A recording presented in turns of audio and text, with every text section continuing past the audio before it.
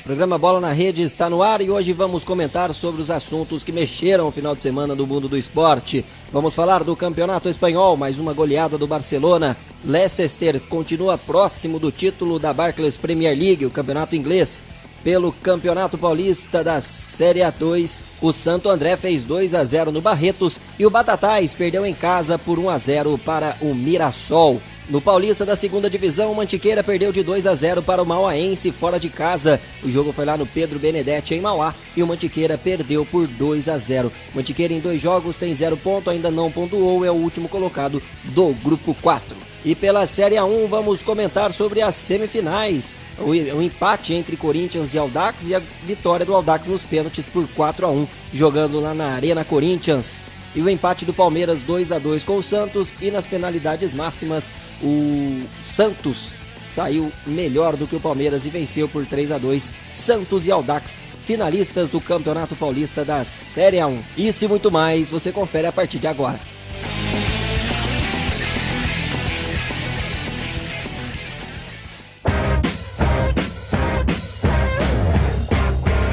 Vamos falar de Campeonato Espanhol, 35ª rodada da competição. E na sexta-feira o Las Palmas venceu o Espanhol por 4-0.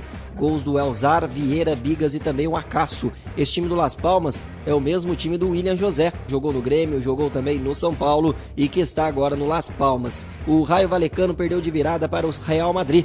O Embarba e também o Mico fizeram os 2 gols do Raio, mas o Real Madrid conseguiu a virada com Gareth Bale, Lucas Vázquez e também Bale aos 35 minutos do segundo tempo para deixar o Real Madrid na frente e sair com a vitória. O Atlético de Madrid venceu por 1-0 Málaga, gol do Ángel Correia. O argentino Correia fez 1-0 apenas e o Atlético conseguiu vencer.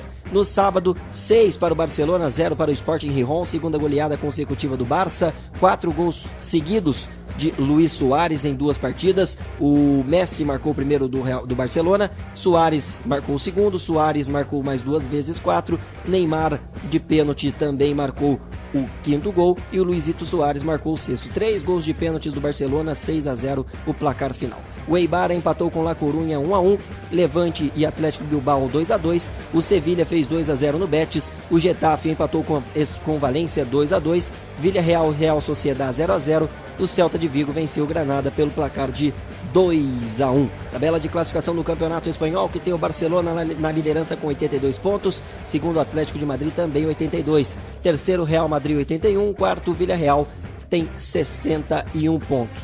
O Real Madrid está a 1 ponto de encostar no Barcelona, o Atlético de Madrid já encostou, mas o saldo de gols é totalmente viável para o Barça. O Atlético tem 43 gols e o Barcelona tem 73. Se o Barcelona vencer todos os jogos, o Barcelona vai ser o campeão espanhol da temporada 2015-2016. O Barcelona, que passou por um momento difícil e complicado depois da eliminação da UEFA Champions League, veio derrota para o Espanhol em casa. A equipe de Lionel Messi e companhia está na frente já há 2 jogos e se vencer todos vai se sagrar campeão do Campeonato Espanhol. O trio do Barcelona, que já marcou o mesmo número de gols da temporada passada, 122 gols para o trio Messi, Neymar e Luizito Suárez. São muitos gols deste trio que para muitos é o melhor do mundo.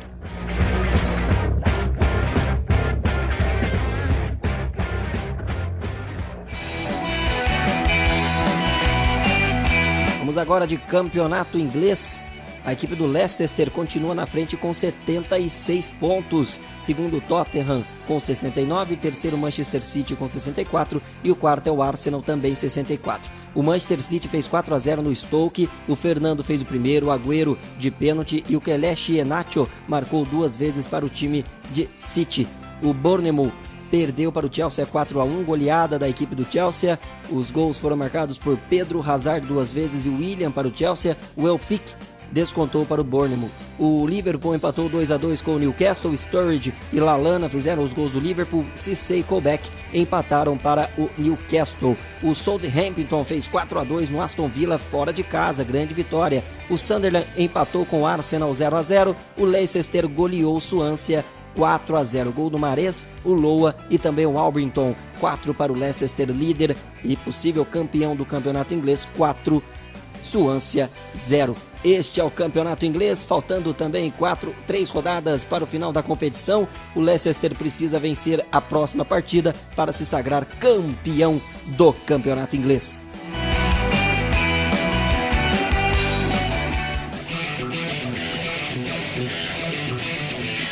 Vamos agora de Campeonato Paulista da segunda divisão. Aí tem o Mantiqueira, que no seu segundo jogo conquistou aí a sua segunda derrota. Conheceu a sua segunda derrota a equipe do Mantiqueira, desta vez para o Mauaense, 2-0 para o time de Mauá. O jogo foi lá no estádio Pedro Benedetti no último sábado, às 3 horas da tarde, jogo válido pela segunda rodada do Campeonato Paulista da segunda divisão. O Thiago Cardoso e também o Samuel fizeram os gols do Mauaense. Outra partida do grupo 4, o grupo do Mantiqueira, tivemos a vitória do Guarulhos 1-0 sobre o Atlético do Mogi.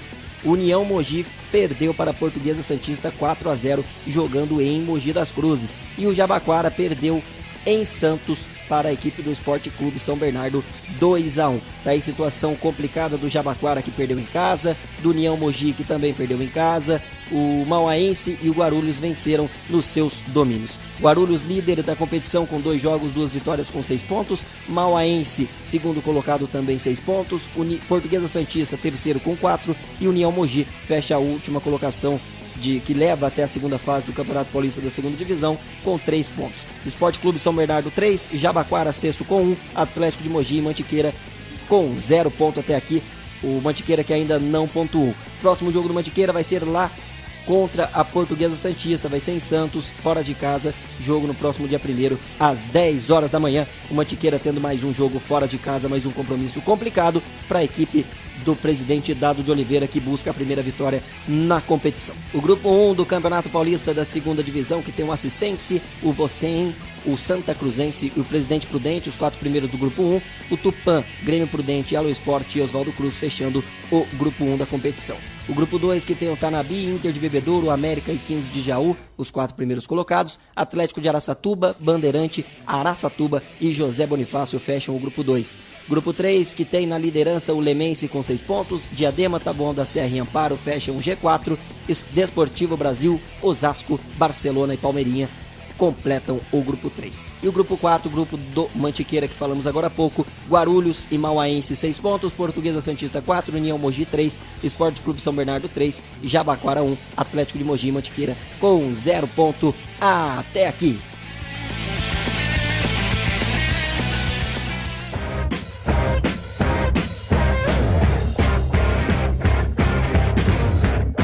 Semifinal do Campeonato Paulista da Série A2. Infelizmente o Taubaté deu adeus à competição nas quartas de finais, perdeu para o Barretos. O empate em casa e a derrota fora fizeram com que o Taubaté, o Borrão da Central, fosse eliminado nas quartas de final. O Barretos, que jogou no estádio Bruno José Daniel em Santo André contra o time da casa e perdeu por 2-0. Fernando marcou 2 vezes, o segundo gol de pênalti, 2 para o Santo André, 0 para o Barretos. E no estádio Oswaldo Escatena em Batatais, a equipe do Batatais perdeu para o Mirassol 1-0, gol do Júlio César de cabeça. Time do Mirassol, um time bem rodado, com Leandro Amaro, ex-zagueiro do Palmeiras, com o Júlio César, ex-atacante do Figueirense, Botafogo, e também o Xuxa, jogador conhecido no futebol brasileiro no interior de São Paulo. 1 para o Mirassol, 0 para o Batatais. Próximo jogo vai ser no dia 1º de maio, às 10 horas da manhã, contra o Mirassol, né? Em Mirassol, lá no estádio José Maria de Campos Maia. E o segundo jogo lá do Barretos vai ser em Barretos, e a equipe do Barretos precisa vencer por mais de 2 gols de diferença para conseguir a classificação. 3-0 para o Barretos, dá Barretos. 3-1, vamos ter a decisão nos pênaltis. E o Batatais, a mesma coisa, precisa vencer por 2 gols de diferença para levar no tempo normal. O empate, a vitória de 1-0 ou a vitória de 2-1, vamos ter decisões no pênalti. Qualquer empate classifica o Mirassol e qualquer empate classifica a equipe do Santo André para a grande final, e não só a final, leva as duas equipes para a Série A1 do Campeonato Paulista.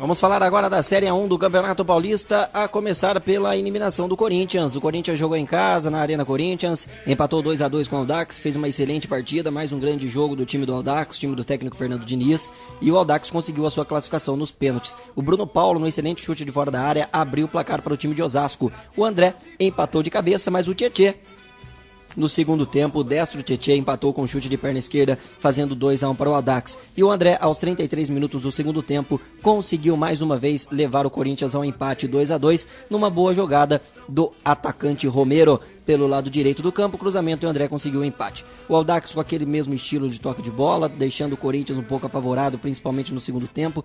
O técnico Tite, que foi ousado, tirou o zagueiro Iago e colocou mais um atacante no time do Corinthians, que com o empate levou a partida para os pênaltis, onde o Audax conseguiu a vitória por 4-1 em cima do Corinthians. Bateu muito bem os pênaltis do time do Audax. O Corinthians acabou errando, um com o Rodriguinho, marcou o gol com o André, e o Corinthians foi eliminado mais uma vez na sua arena. Vamos ouvir o técnico Tite, o que ele tem a dizer sobre essa partida, e que o Tite falou sobre esta eliminação e elogiou o técnico Fernando Diniz. Primeiro, a dor da derrota. Não sei se nessa escala, mas também a grandeza do reconhecimento. O time do Audax é um time corajoso, né? O espetáculo foi bonito, foi emocionante. E as pessoas entendam bem que aqui a gente não está medindo grandeza de clube, nem história de clube. A gente está falando de um jogo de futebol. Um jogo de 90 minutos. Onde a gente, ainda num processo de amadurecimento, criava, mas não conseguia ter a precisão na finalização. A precisão que teve o Audax, né, nas suas finalizações, e um jogo de alternâncias de movimentos, de alternâncias de movimentos táticos, mas duas equipes que procuram jogar futebol, que não é quebra na frente, porrada, vai, faz falta tática e bem, e bam. Eu enquanto profissional, eu me sinto orgulhoso de ter participado desse jogo e muito triste por ter perdido, mas também de saber reconhecer a coragem que teve o Audax, a forma já que ele vem jogando com o Fernando Diniz. O Fernando Diniz é um grande técnico, já falava isso antes, e que tem essa possibilidade de passar para os seus atletas com metodologia e coragem. Não é só vir e falar, ele treina para que a equipe possa ter, e ter essa coragem de fazer um enfrentamento, de vir para o jogo com a gente, e não ficar com a bunda lá atrás, esperando e explorando só contra-ataque. Grande jogo, parabéns ao Audax, triste por ter perdido, a melhor campanha, sai invicto de novo no campeonato. Presidente, Andrés, eu não estou dimensionando grandeza de clube, absolutamente, mas assim como um dia um profissional ele teve no Grêmio, o Grêmio como um enfrentamento, e ele teve lá no Caxias, ele também sabe reconhecer do outro lado, principalmente aquilo que é um jogo só de 90 minutos. O emocional pesa também. O técnico Fernando Diniz falou que quer jogar em Osasco a sua primeira partida da final. Eu quero jogar em Osasco, e o seu Mário Teixeira também, se ele for decidir, eu tenho certeza que ele vai jogar em Osasco, porque a cidade cada vez mais abraça o time, é uma cidade que está respirando mais o Audax, e se puder, eu acho que tem que jogar em Osasco. O Fernando Diniz respondeu se alguma coisa te chateou no início do seu trabalho, porque muitas pessoas diziam que ele era ousado, que o trabalho dele não daria certo, o Audax tomava cada gol bobo, saída de bola errada, em que o adversário conseguia marcar os gols, e muita gente o criticou pela sua forma de trabalho. E o Fernando Diniz comentou sobre isso, se alguma coisa te chateou no início do seu trabalho e também da sua carreira. Vamos ouvir. Das coisas que me chatearam, não tem coisa assim que chatear. Às vezes as pessoas não entendem que eu cobro muito de jogador. É uma coisa assim que eu cobro mesmo, eu só não cobro mais porque eu não sei. Mas é uma cobrança de afeto, uma cobrança de amor, porque na realidade, quando eu cobro um jogador, eu estou me cobrando também, porque eu nunca vou deixar de ser um deles. E tudo que eu puder fazer nessa vida para ajudá-los, eu vou fazer. E a cobrança é uma das ferramentas. O jogador não é, ele gosta de cobrança, porque ele não gosta de mentira, de sacanagem e de injustiça. Então, eu sei muito bem o que eu estou fazendo, tenho sensibilidade para isso e entrega para isso. Eu tenho uma entrega profunda para os jogadores. Às vezes a minha esposa brinca comigo que às vezes eu cuido mais dos jogadores que dos meus filhos, né? Mas que os meus filhos está muito bem cuidada, que a minha mulher é uma sábia para cuidar de filhos e me deixa à vontade para realizar meu trabalho. Mas cuidar de jogador é a coisa que me dá mais prazer no futebol. E o Fernando Diniz falou também sobre se o seu trabalho daria certo em algum time grande. A gente sabe que a pressão é diferente e a sua filosofia de trabalho talvez não durasse tanto tempo assim. Teria pouco tempo para se adequar e colocar essa filosofia num time grande. Vamos ouvir o técnico Fernando Diniz e ver o que ele acha e se ele acha que o seu trabalho daria certo numa equipe grande. Quando eu digo que eu sou um jogador ainda, e vou ser a vida inteira um deles, porque foi onde, na minha carreira de jogador, que eu cultivei toda a minha base moral e ética. E aquilo que a gente fazia, que eu tinha preocupação com as pessoas, com os jogadores que estavam do meu lado, eu tive sempre. Quando eu joguei isso não me ajudava tanto, porque ficava pensando demais, lia demais e às vezes atrapalha um pouquinho. Mas como técnico é uma coisa que está sendo de suma importância para mim.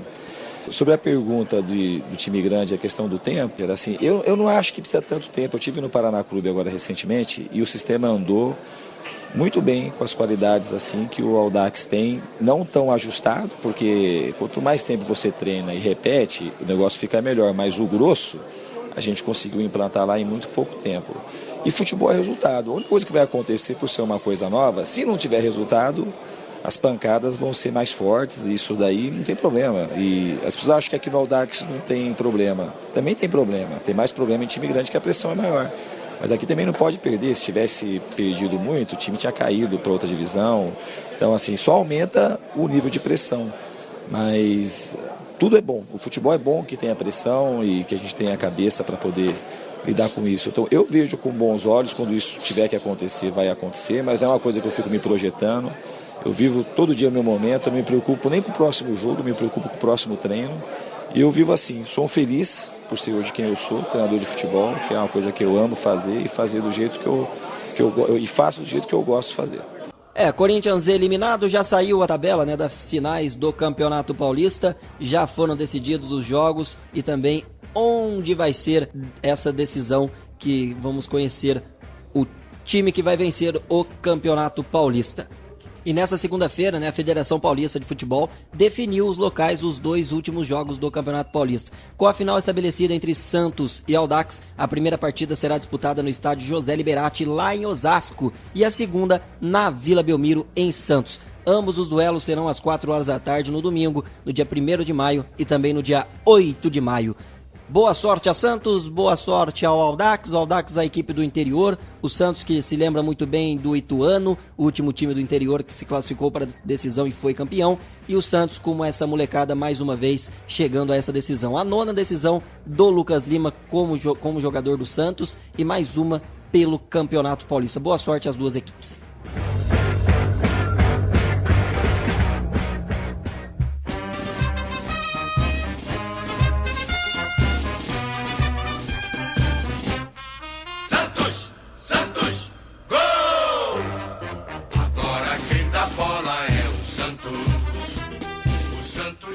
Vamos falar agora do clássico Palmeiras e Santos, que aconteceu ontem lá no estádio da Vila Belmiro.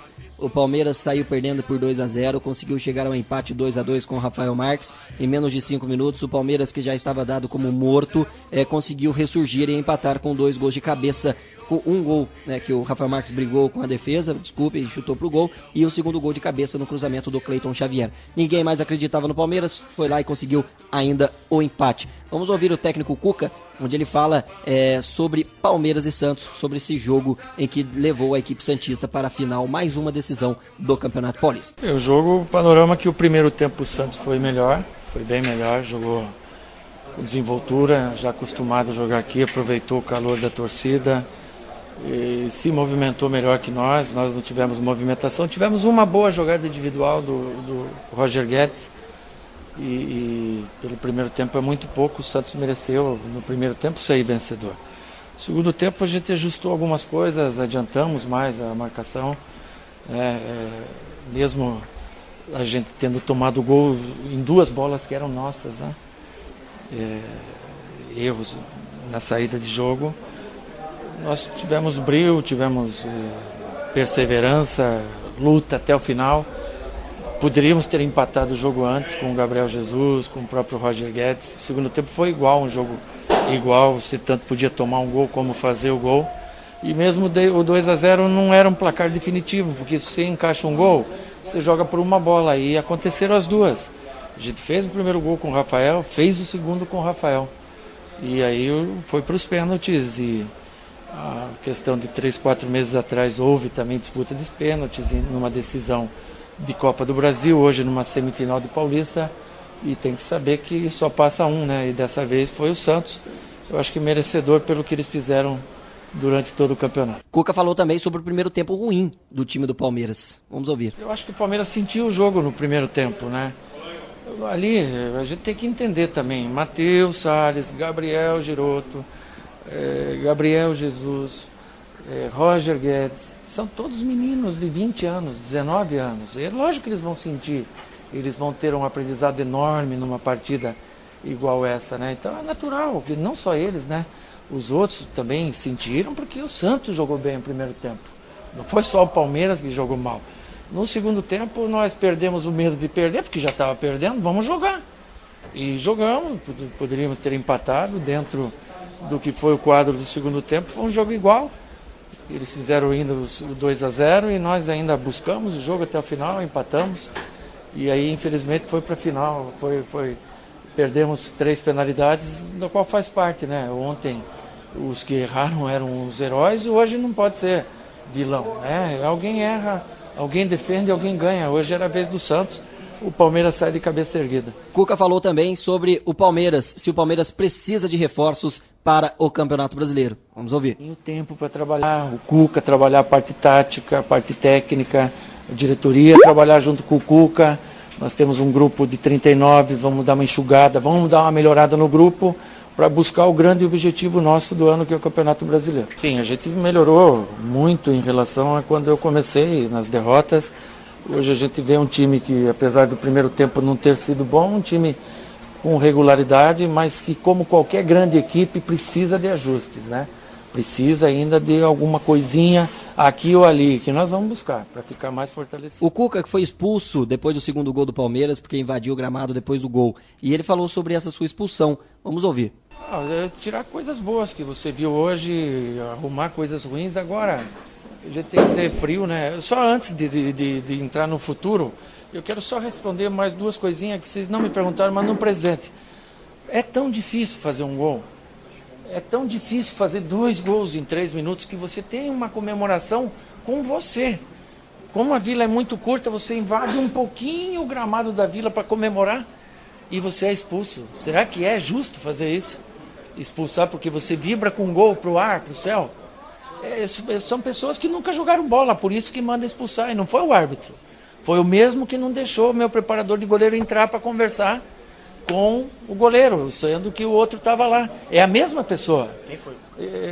O quarto árbitro e o delegado. Isso aí não existe. Por que fazer disso alguma coisa de punição para você ficar fora? Não estou dizendo que se eu ficasse lá ia ganhar, porque a relação dos pênaltis eu vim aqui e passei. É a mesma que nós treinamos e 3, 4, 5 vezes treinamos bem. Hoje não encaixou. Mas eu acho que é injusto, né? As pessoas têm que ter um pouco mais de compreensão, um pouco mais de entendimento das coisas, né, da emoção, porque se você comemora provocando alguém, expulso, mas comemorar, porque se dá um piquezinho aqui, isso é demais, né? Então na Libertadores que eu tive com o Atlético Mineiro, eu tinha que ser expulso em todo jogo, e nunca fui em nenhum. É só esse desabafo que eu quero fazer em relação a esse quarto árbitro e ao delegado do jogo, mas não interferiram em nada no placar. O Santos passou com merecimento. A decisão foi para os pênaltis e o Cuca falou também que a decisão do árbitro de não deixar o preparador de goleiros falar com o Fernando Praz no momento da decisão. Vamos ouvir o que falou o técnico Cuca. Mas é injustíssima. O que mal, ele é quem vai confortar. Olhem as grandes ligas e olhem se não existe isso. Se o preparador não está do lado conversando, e se está um, tem que estar o outro e expulsar porque você dá um soco no ar e comemora. É típico de quem nunca teve emoção desse tipo dentro do campo, né? Que ele não sabe o que é você fazer um gol em cima da hora contra um adversário forte como estava sendo. Então eles acabam expulsando. Você não tem o que fazer, você fica de mão amarrada. O Oscar quer subir para ir lá instruir o goleiro, para passar força para o goleiro, como o preparador do Santos estava dentro do campo e devia estar. E o mesmo que me expulsou é o mesmo que não deixou subir, mas tudo bem. Eu acho que a federação viu isso, vamos ver se eles fazem alguma coisa aí para melhorar no futuro.